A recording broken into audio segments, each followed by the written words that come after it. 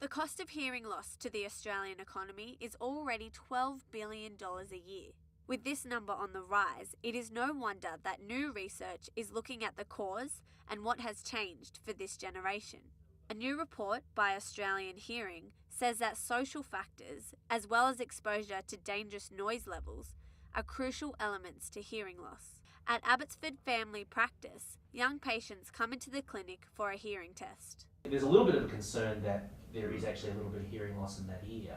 Whilst majority of people believe that the cause of hearing loss occurs at birth or during old age, the most significant single cause in Australia is exposure to loud noise. Of course, continual exposure to loud music of that sort can of course lead to deafness. Young people aged 18 to 35 are the ones who are most at risk. More than 60% of young Australians have experienced a ringing in their ears after being exposed to loud music. This ringing is known as tinnitus. Tinnitus is a symptom described by patients which is usually described as a high-pitched ringing in the ears. And it does in fact have many causes, but certainly exposure to loud noise, whether it be industrial noise or loud music, rock concerts and so on, can produce that. 37% of Australians suffer from hearing damage due to noise exposure.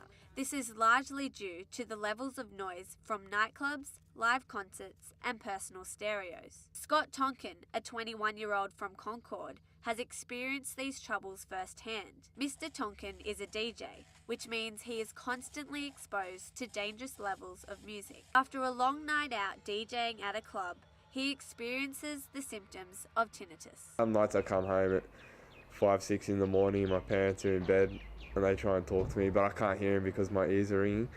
If it's the same night or maybe a little bit of the morning after, I might ask you twice to repeat yourself. Research shows that listening to anything over 85 decibels causes hearing loss.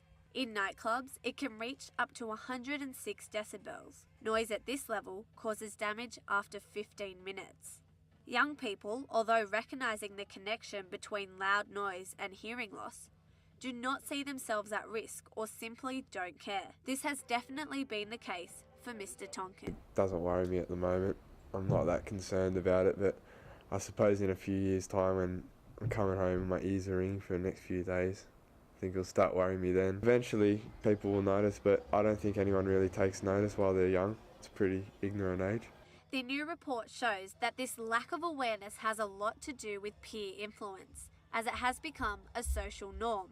Megan Gilliver from the National Acoustics Laboratory has worked with researchers on this hypothesis. She believes this generation holds a particular attitude towards noise levels. One of the things that changes people's motivation or affects their motivation is what they think that their peers are doing and what is acceptable within the group. And so we've been looking a little bit about what people's attitudes are, but also what attitudes they think their peers hold. People's reports of their own listening levels differed from what they thought their peers would listen, the levels that their peers would listen at. One, they might be underestimating their own risk because they think, well, I listen quieter than everybody else. Or potentially they could be thinking, well, I listen at this level, but everybody else listens a lot louder. Perhaps I should be trying to increase my volume to try and match what my peers are doing. People have this belief that there's a social norm that people are listening at or participating in noise in a certain level, and maybe that's not actually accurate. What they're perceiving other people doing is perhaps not actually what's happening, and that misperception can create a bit of a problem. Everyone loves raging to loud music, so you never go to a party and hear people say turn the music down. It's always turn the music up. Everyone loves to hear it. Everyone wants everyone else to hear it. So I mean that kind of peer pressure. Research into links between hearing loss and social factors are relatively new on the scene. The research conducted tested 486 participants. Results showed that due to social factors, people are unaware of the damage that they are exposed to. Despite this research, not all are convinced. Dr. Lim believes that listening to loud music does not have to do with your peers. Young people encourage each other to play music very loudly. I think young people just naturally like to have their music loud. I think that's not necessarily a peer thing, but it is a generational thing. Overall, there is a concern amongst doctors about the increased exposure to loud noise. A suggested reason is due to the rise in technology such as iPods and lack of education and awareness about noise exposure. Yeah, the rise in technology has meant that a lot of people can get access to equipment that can put out high volumes, better amplifiers, different setup. Equipment is capable of putting out a lot stronger noise levels now.